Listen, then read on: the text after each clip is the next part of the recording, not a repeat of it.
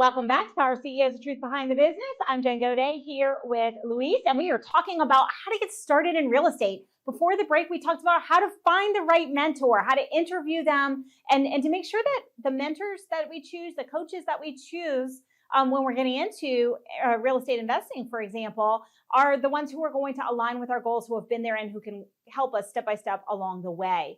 Luis, I want to shift a little to the mindset of investing because a lot of people who watch the show, they're really good at making money. They're executives, they're entrepreneurs, they're moving and shaking, they're great at generating revenue, and they're looking at diversification.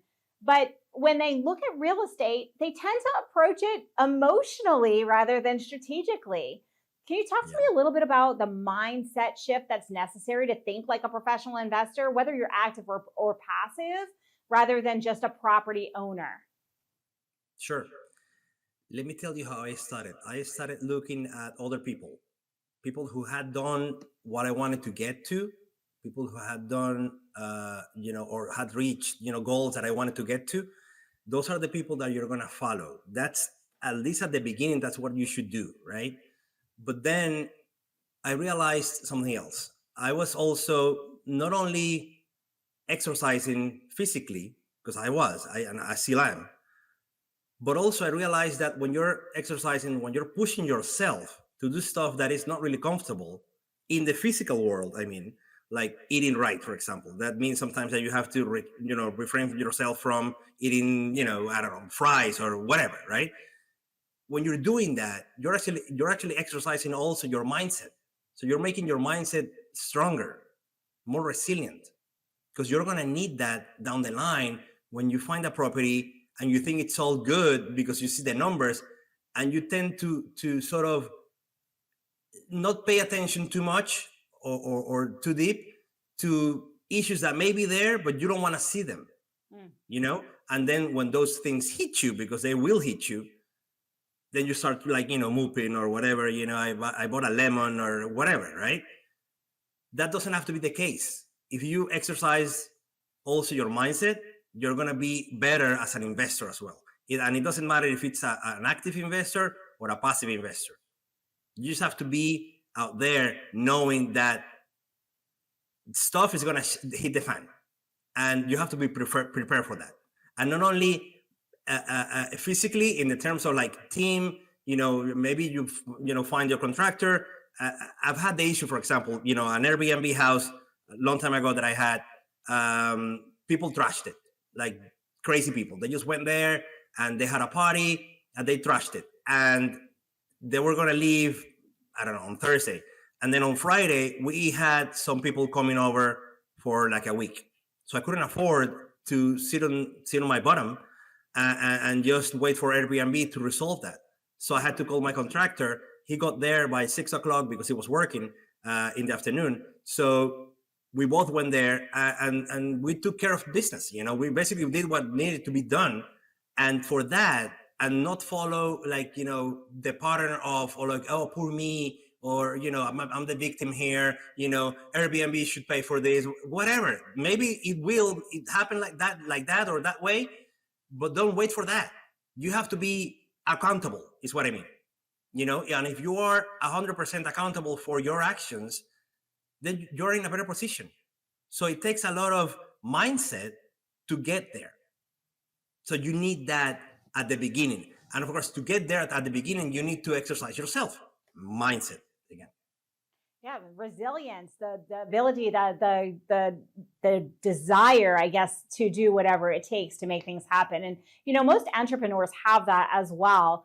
Talk to me a little bit about the business of investing, because the reason that successful investors are successful when they're active investors is because they are engaging in common business principles. So talk to me a little bit about what key business factors should those getting into the active role of investing be thinking about and applying, for example, when they're managing properties.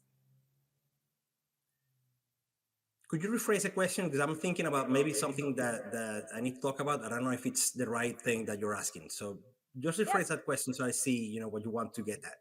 Right. So some people think that investing is, I'm going to buy a property, I'm just going to kind of wait and it's going to appreciate and it's going to make me money. I'm going to add to the portfolio, or I'm going to buy a multifamily and magically money is going to keep rolling in, mailbox money. They don't really apply a business strategy. They don't really necessarily understand cash flow, ROI, what their goals are.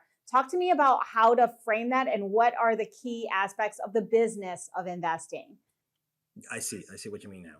So one thing that I would say is that you need a team.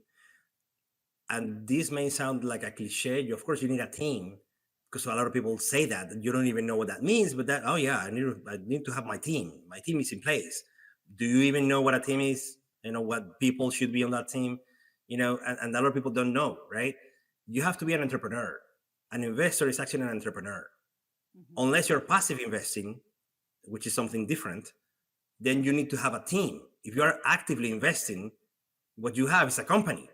So you need people to form part of that company. So you need an attorney, you need a contractor, you need all the other investors that may want to invest with you. You need all these people, and the mentor, of course, as we talked about earlier. You need somebody to be there so you can bounce ideas off of them. That's the only way that you're going to grow. And the misconception there sometimes is that, especially for engineers, especially for us engineers, because I had that problem at the beginning. I thought, I don't need anybody, I can do it on my own, mm-hmm. And probably you can do it on your own. But the question is, why? Why do you want to do it on your own? If you're working for a company, see what they're doing. I mean, do you think that it's only one person doing everything in that company? Of course not. They hired you because you're the head of sales, or they hired you because, you're in operations, or you're in supply chain, or whatever, So they hire people because they're the best at what they can do for that company. So the same would be for you as well if you had inclinations to have an active business investing in real estate. So now let's flip the gears. Let's flip the gears, because a lot of people are listening to this. They're like, wait, no, I like the business that I have. I don't want to have to build a whole other business. Talk to me about what is a syndication, because I get this question a lot. What is a syndication? And if I'm looking at asset diversification, why should I consider syndication over some of the other forms of investing? Of course. Well, a syndication basically means that we are, as a pool of investors, we are investing, all of us together, to buy a big deal, right? That's pretty much, in the simplest terms, what it is. Now, what that means is that you usually have like an operator, which is the syndicator, and he lets people in, and these people are other investors. He has more or they have more control over the deal than you would have, but in the end, you're all investors in that deal. That deal is a syndication, and it's a syndication. It's basically a group to buy a commercial property. Mm-hmm. That's what it is. And yeah, go ahead. What advice would you give to someone who's like, okay, that sounds good. I want to be able to just pull my money. I don't want to have to actively invest. I don't want to have to do the business side of it. What is your advice to somebody who's thinking about this? How do they pick which company to invest in, which syndication or which real estate to actually invest in, to pick their partners, if you will? Of course.